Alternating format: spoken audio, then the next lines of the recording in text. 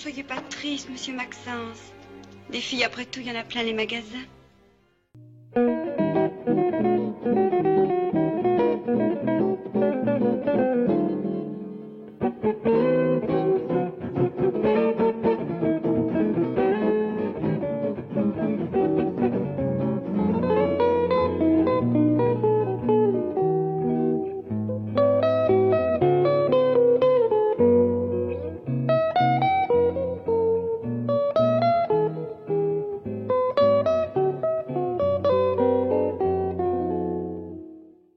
Bonjour à toutes et à tous et bienvenue dans cette nouvelle vidéo.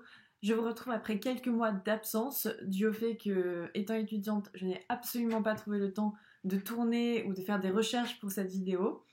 L'autre raison, c'est aussi que j'avais pas de micro. Désormais, j'en ai un, tout va bien. Donc, je suis de retour avec une vidéo qui va, j'espère, vous plaire. Et on est parti. Si je vous parle des Demoiselles de Rochefort, vous voyez des chansons sur l'amour à tue-tête, la coiffure de Catherine Deneuve, et cet air devenu ignoble tellement on l'a entendu de partout. Pourtant, si je vous dis que derrière ce carnaval de couleurs se cache en réalité un manifeste pour l'art moderne, je capte un peu plus votre attention. Ah, les Demoiselles de Rochefort. J'ai longtemps hésité à faire une vidéo sur ce film culte de Jacques Demy. Il était trop naïf, trop connu, et surtout, comment l'aborder, comment faire un lien avec l'art. Et pourtant, à chaque fois que je le revoyais, je me disais qu'il fallait absolument que j'en parle, qu'il y avait une dimension artistique. J'ai alors commencé mes recherches et ce que je pensais être un film insouciant détaché de toute préoccupation renfermait une réalité méta-artistique très intéressante. Je rencontre souvent deux types de personnes. Les fans inconditionnels des Demoiselles de Rochefort, qui connaissent sur le bout des doigts les chansons et les dialogues, et les sceptiques qui détestent généralement le genre de la comédie musicale. Pour ces derniers, je vous conseille quand même de rester parce que si vous êtes là, c'est que vous aimez l'art, et c'est bien ce dont on va parler aujourd'hui. J'ai bégayé. Car oui, le film, en plus de mettre en scène toutes les figures possibles d'artistes, mène une réflexion dissimulée sur l'art moderne, sur ses formes et sur ses techniques. Et à chaque coin de rue, dans chaque mélodie, dans chaque phrase, se dissimule une part de ce manifeste pour l'art moderne. Alors aujourd'hui, on va parler des Demoiselles de Rochefort, ce film chantant et coloré qui va de pair avec le retour du printemps. Pour ceux qui ne connaissent pas le film, voici un bref résumé. Delphine et Solange sont deux sœurs, l'une est musicienne, l'autre est danseuse, et les deux cherchent l'amour dans les rues de Rochefort, une ville fantasque, cité des forains et des artistes. À côté, Étienne et Bill préparent un spectacle, mais se font lâcher par leur danseuse. Maxence est un peintre-poète, comme il se désigne lui-même, et fuit la garnison pour peindre le visage de celle qu'il aime, mais qu'il ne connaît pas encore. Andy est un musicien mondialement connu, mais dont le cœur est vide. Simon Dame est un vendeur d'instruments qui reste attaché au souvenir de sa fiancée d'il y a 20 ans, cette dernière l'ayant quitté à cause de son nom de famille. Elle se trouve en réalité à quelques mètres de lui et tient le café de la place, rêvant elle aussi à son ancien amant. À l'autre bout de la ville, l'ancien, un galeriste, désire Delphine, mais cette dernière ne l'aime pas, et pour cause, c'est un personnage horrible. Mais c'est de lui dont on va particulièrement parler aujourd'hui. Voilà, je crois que j'ai parlé de tout le monde. Ah non, il manque Monsieur Dutroux, un meurtrier qui coupe des femmes en morceaux. Bon, voilà la toile du fond du film. Toute l'action se passe donc à Rochefort, une ville en fête. Alors, je ne suis jamais allée à Rochefort, mais je suis à peu près sûre que ça ne ressemble pas à ça. La préoccupation des personnages est donc de trouver l'amour, leur moitié. Et c'est à peu près comme ça que l'on résume la plupart du temps les Demoiselles de Rochefort. Aujourd'hui, on va essayer d'explorer un autre aspect du film. Ce qui lie ces personnages, c'est qu'ils sont tous plus ou moins artistes. Et parmi eux, nous avons deux peintres, radicalement opposés. Je l'ai cherché partout, j'ai fait le tour du monde. De Venise à Java, de Mania encore, de Jeanne à Victoria, de Vénus en Joconde. Je ne l'ai pas trouvée et je la cherche encore. D'un côté, nous avons Maxence, le peintre romantique qui use de la peinture à l'huile dans ses œuvres. De l'autre, l'ancien, le galeriste moderne, qui peint au moyen d'un pistolet qu'il manie avec précision et au bon moment. Ils convoitent tous les deux la même femme, la même muse, Delphine, mais tandis que l'un la désire réelle, bien en chair, l'autre la peinte sans même la connaître. Il aime l'idée d'elle, son image. Et cette dualité est très bien exprimée dans ce fondu enchaîné. Delphine, la vraie, la femme, se fond avec le portrait, l'idéal, le fantasme. En vérité, ce plan recèle bien plus d'idées dont je vais vous parler plus tard. Cependant, ils sont semblables aussi. Ils se revendiquent tous les deux artistes modernes et qui ont pour référence des artistes dits modernes, c'est-à-dire des artistes appartenant au XXe siècle. Le début du XXe siècle est considéré comme un tournant dans l'art. On considère, très schématiquement, que c'est une période d'atomisation de la peinture et de ses formes telles qu'elles existaient auparavant. Bien sûr, tous ces concepts sont toujours à prendre avec des pincettes et ils ont une tendance à vraiment généraliser et à schématiser l'histoire de l'art. Il y a donc ainsi une polarisation de l'art et de l'espace à travers ces deux artistes et les lieux qu'ils occupent. Maxence est à l'extérieur, au café, il évoque le soleil, la mer, il est filmé dans de grands espaces éclairés. Il appartient donc à la fête foraine. L'ancien, au contraire, est à l'intérieur, dans la galerie dont il ne sort presque jamais, excepté la nuit pour aller voir Delphine. Maxence est dans la vie, le mouvement. L'ancien est dans la fixation, l'immobilité, la froideur.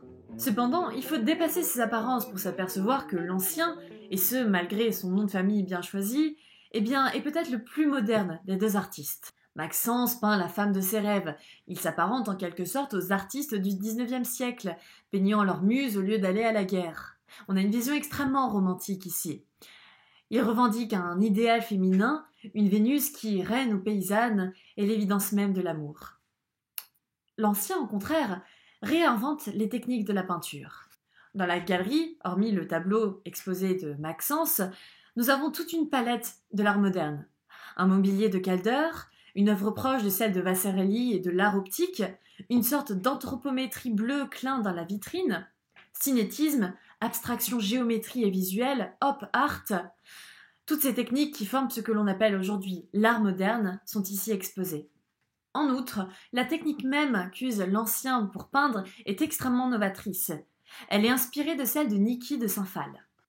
Niki de Saint-Phal est une artiste des années 50-60 qui est notamment connue pour ses nanas, d'immenses corps de femmes recouverts de couleurs, et d'autre part pour ses toiles fusillées telles que Tyr, exposées aujourd'hui au musée Pompidou de Paris. C'est ce que l'on appelle des tableaux performance, où l'acte même de peindre, la technique utilisée, devient aussi importante que le résultat final lui-même. Ainsi, de cette façon, la peinture devient acte.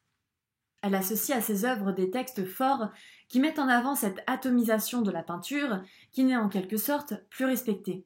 La toile n'est plus traditionnellement considérée, elle est au contraire malmenée, elle devient la projection mentale de l'artiste, de sa fureur, physiquement. Elle devient plus vivante et ne figure plus des idoles figées. C'est exactement ce que fait l'ancien, contrairement à Maxence. On a donc ici un véritable manifeste d'art moderne. On retrouve également l'art de Jackson Pollock et sa technique du dripping, qui consiste à laisser tomber ou goûter de la peinture sur une toile. On l'appelle également la peinture gestuelle. En effet, Pollock use du mouvement de son corps pour réaliser son œuvre. Dans les deux cas, on constate que les techniques traditionnelles de la peinture, l'espace de la toile sont bouleversés et les artistes tentent d'extraire la peinture hors de son cadre originel. Ils la rendent nouvellement vivante.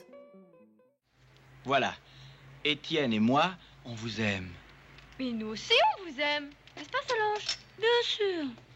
Bilou, Étienne, passez-moi mon blue jean sur la chaise. Oui, mais d'amour. Quoi d'amour? Qu'on vous aime.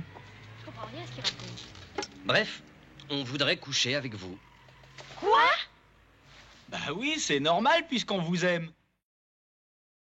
Avant chaque film, Demy s'adressait particulièrement à son décorateur et l'encourageait à penser à Miro ou encore à Matisse. Ainsi, l'art se trouve dans la genèse même du film. En effet, au-delà de ces deux figures d'artistes que nous venons d'évoquer, l'art se retrouve à tous les niveaux du film, dans chaque robe, dans chaque dialogue, dans chaque volet, dans chaque affiche. Ce transfert entre l'art sur la toile et l'art qui prend place dans la réalité peut se résumer à ce plan où le visage de Delphine prend vie sous les traits du visage du tableau de Maxence. Oui, on peut dire qu'à ce moment-là, une frontière s'efface. Est-ce qu'on peut y voir une sorte de Pygmalion et Galatée, où l'œuvre de l'artiste prend vie sous ses yeux, où la femme de pierre devient une femme de chair? Je vous laisse l'interprétation libre, mais j'avoue que moi, elle me plaît plutôt bien. On peut même évoquer l'idée d'un art performatif, un art qui prend acte et devient réalité. En effet, si Delphine est vivante, eh bien l'art est vivant. Elle le rend possible. Comme un amant déçu, j'ai voulu voir la ville où je l'avais connue. Je m'y suis installé et depuis j'y demeure avec mes souvenirs je joue à cache-cœur.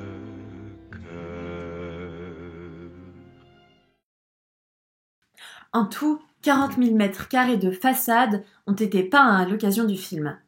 Ainsi, l'art pictural est évoqué dans sa caractéristique la plus primitive, c'est-à-dire la couleur. En effet, les aplats de couleurs sont omniprésents. Les murs, les tableaux, les yeux du marin. Elle quitte la toile et devient urbaine, architecturale. Elle envahit donc l'espace et le mouvement. J'aimerais ici vous parler de Blinky Palermon et de son exposition à la Documenta 5 en 1972.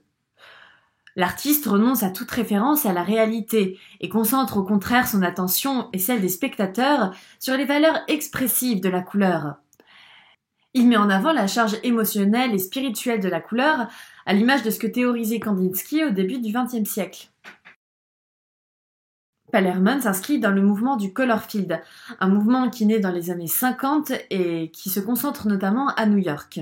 Les artistes s'intéressent ici moins au mouvement et à l'action qu'à la constance de la couleur, à sa vibration.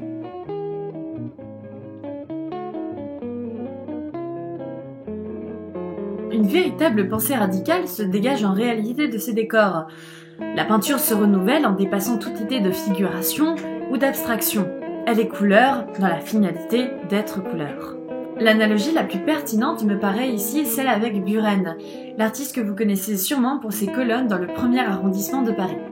Caractérisé par ses bandes de couleurs alternées avec des bandes de blanc, Buren s'est amusé à répandre ce motif dans toutes les villes.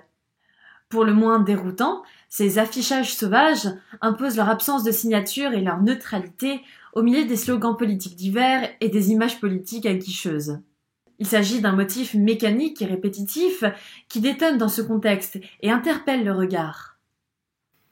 C'est avec ces affichages urbains que l'artiste met en œuvre ses théories sur l'indissociabilité entre l'œuvre et entre le lieu qu'elle occupe. Mais parfois, une autre réalité peut être dévoilée. Daniel Buren est arrêté pour affichage sauvage en Suisse, à Berne, pendant l'exposition « Quand les attitudes prennent forme », une exposition à laquelle il n'est absolument pas invité et où il passe accessoirement par la casse-prison pendant quelques jours. La liberté de l'artiste ne serait-elle donc envisageable qu'au sein du musée ? C'est une question qu'on peut se poser. Daniel Buren développe, dès le début des années 60, une peinture de plus en plus radicale qui joue à la fois sur l'économie des moyens mis en œuvre et sur les rapports entre le fond et la forme de l'art. Je trouve que son art a de nombreux points communs avec le décor des Demoiselles de Rochefort. On retrouve bien sûr à peu près la même palette chromatique, avec beaucoup de jeux sur le blanc et des couleurs pastel, mais c'est surtout du point de vue idéologique que je trouve l'analogie intéressante. Demy semble s'accorder avec Buren. Il joue sur le rapport entre le support, le lieu où se manifeste l'art, et la forme même de l'art. Plus largement donc, c'est une véritable réflexion sur l'art moderne, sur sa place et ses moyens qui est abordée ici. Quelle est la place de l'artiste moderne ? Comment peut-il réinventer la peinture, le plus vieil art du monde ? Finalement, la figure de l'artiste ne serait-elle pas celle du marchand d'art, dans un monde qui n'est plus que marchandise ? C'est une véritable pensée radicale qui se dégage ici. Ainsi, l'ancien, malgré son nom, malgré sa figure de grand méchant du film, serait le plus à sa place dans ce monde moderne, où l'art est une marchandise. Mais Demy ne semble pas prendre parti pour l'ancien, qui, bien qu'il soit à sa place, bien qu'il ait compris le système de l'art moderne, finit seul et sans amour, reclus dans sa galerie dont il ne sort jamais. Il n'assiste pas à la manifestation festive de l'art, à son mouvement, à sa place dans la vie. Il n'assiste pas à la peinture dans son éclatement de joie et de couleurs qu'elle devrait être. La peinture prend possession de la rue et ne conditionne plus l'artiste à rester reclus, enfermé dans son atelier. Et c'est peut-être ça, le manifeste pour l'art moderne. C'est la conclusion que je tire pour la fin de cette vidéo, avec tout ce qu'elle a d'incertain et de questionnable. En tout cas, j'espère que cela vous a plu, que cela vous a donné envie de vous intéresser soit à l'art moderne, soit au cinéma de Jacques Demy, qui est absolument extraordinaire pour moi. N'hésitez pas à me dire si ça vous a plu, s'il y a des choses que vous désirez remettre en question dans mon interprétation. En attendant, je vous dis au revoir, je vous fais plein de bisous et je vous dis à très bientôt. Est-elle loin d'ici? Est-elle près de moi? Je n'en sais rien encore, mais je sais qu'elle existe. Est-elle pécheresse ou bien fille de roi? que m'importe son sang, puisque je suis artiste et que l'amour dicte sa